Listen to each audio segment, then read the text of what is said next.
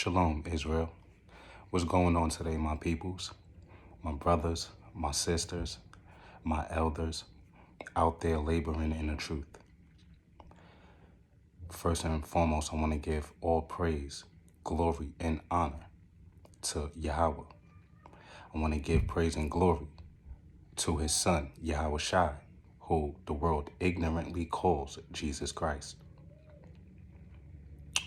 I'm reporting for you, actually. I'm in Alaska right now, and it's very different. It's very, very different. But the lessons that I had on this particular land and this particular area is not a lesson that I'm going to do today. Right now, it is about 12 o'clock, somewhere around that time for me. So I'm actually 4 hours behind. It's 12:16 right now for me. It's about 4:16 right now for my peoples that's in New York, and probably a different time in other areas. So please bear with me on this Sabbath day of the lesson that I'm giving off. The lesson that I'm giving off is one. I wanted to announce the Feast of Dedication, which is coming up on November 28th. Now, I do understand that, most of us are not accepting yet the children of being a child of Israel. I'm quite clear of that. I'm quite clear in understanding that there are Christians today who are raising their kids up. They're dressing their kids, and even some adults are dressing adults and saying that the law is done away with. We don't have to follow the law, statutes, and commandments of God anymore because we have Jesus Christ. And that is very vague for you to even say. So, understanding that coming into this time frame, and this season that's approaching us, is the Feast of Dedication, which should not be missed. We have Thanksgiving that's coming up. We have Christmas coming up. We have New Year's coming up. So we have all of these things, but none of those things are in the Bible. The Feast of Dedication, new moons, the Sabbath days, Feast of Unleavened Bread, Feast of Tabernacles, Pentecost, new moons, all of these things are in the Bible, and these are things that we are supposed to follow.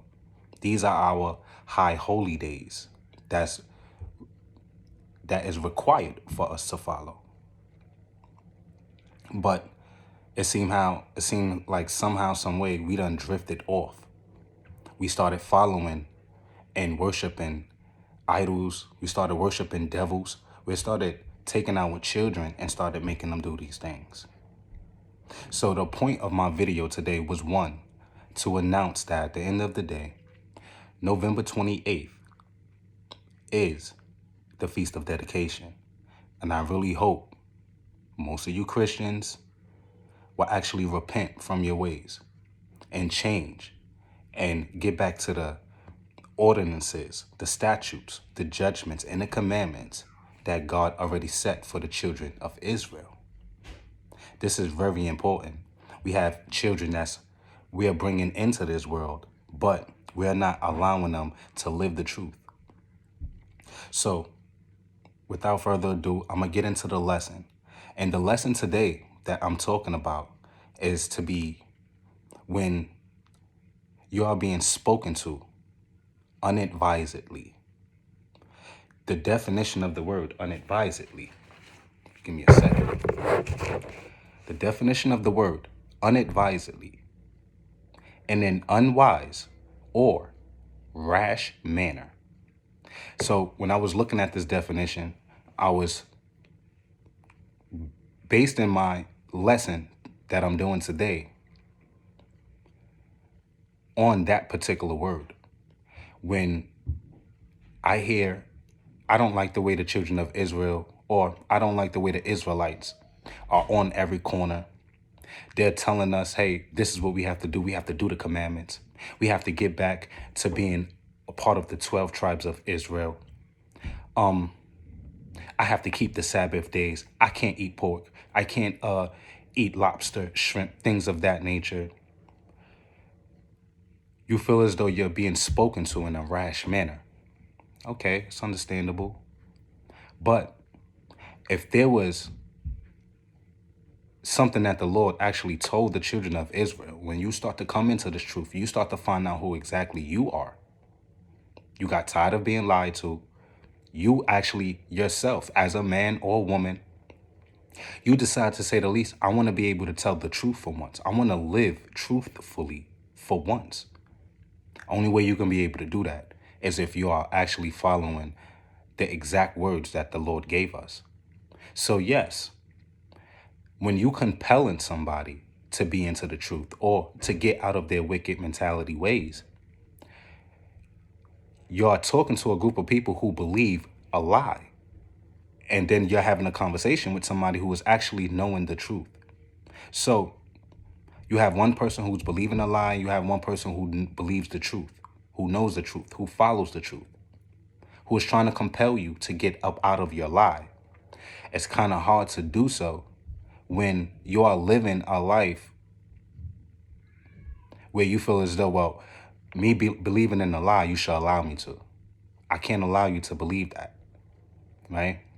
When I admonish my neighbor, I have to admonish my neighbor truthfully. I can't just admonish my neighbor and say, okay, you believe that lie? Not a problem. Good for you. No, that's not the way this goes.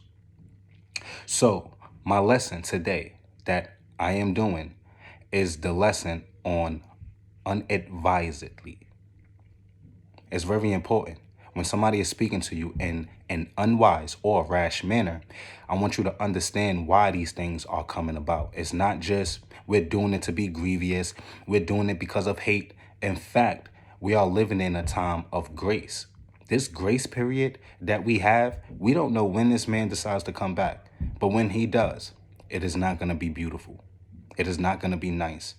I wouldn't even expect, even if I was, not saying that I am, even if I was following a form of Christianity today, there's no way in the world I'm gonna read the New Testament and see that Yahweh Shah HaMashiach, Jesus Christ, died for me so I could continue to sin. And then when he comes back, everything is going to be okay with me and him, knowing that I was a sinner and I continue to live my life in sin.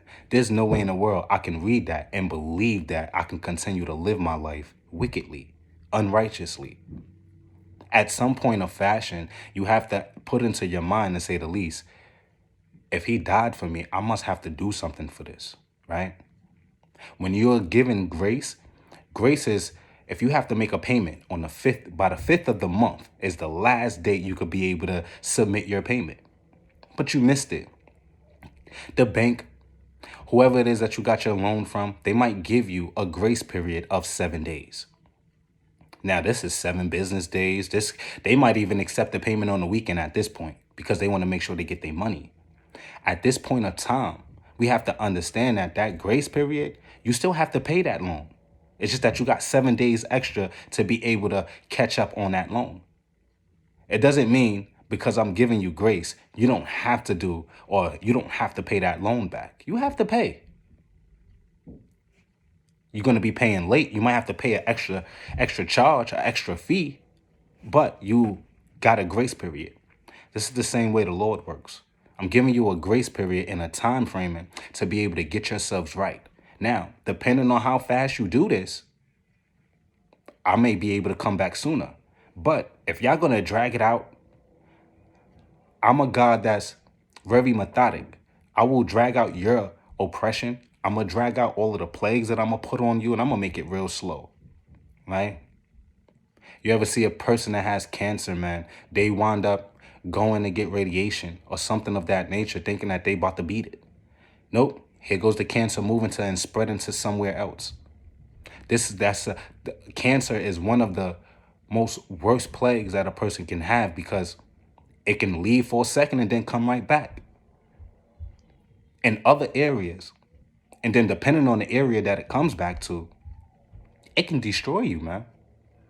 So we have to understand that if we keep on dragging out and waiting and take my time, I'm gonna take my time at this. I ain't gotta rush into this.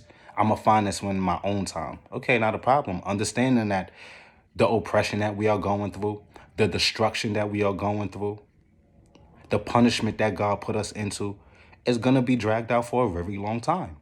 This is going to come from us being as parents. It's going to come to our children, our children's children.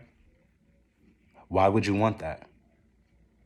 So we're going to get into the lesson today so I could be able to, I'm hoping to comfort some of my people, to get you to understand that when you see an Israelites on every corner and every block, they loading up your YouTube feeds. We're speaking the truth to you. You may hear something a little in a rash manner. You may hear something in an unwise manner.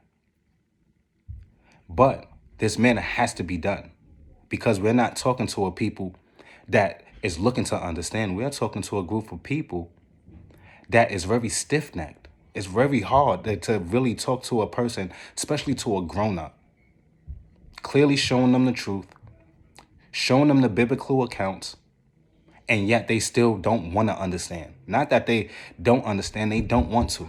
I can't believe that this is the way I gotta live. I can't believe that. It gotta be more. I could just live my life. No, you can't. You're gonna be able to live your life eventually if you endure all the way until the end. But you can't just do whatever it is that you want to do, right?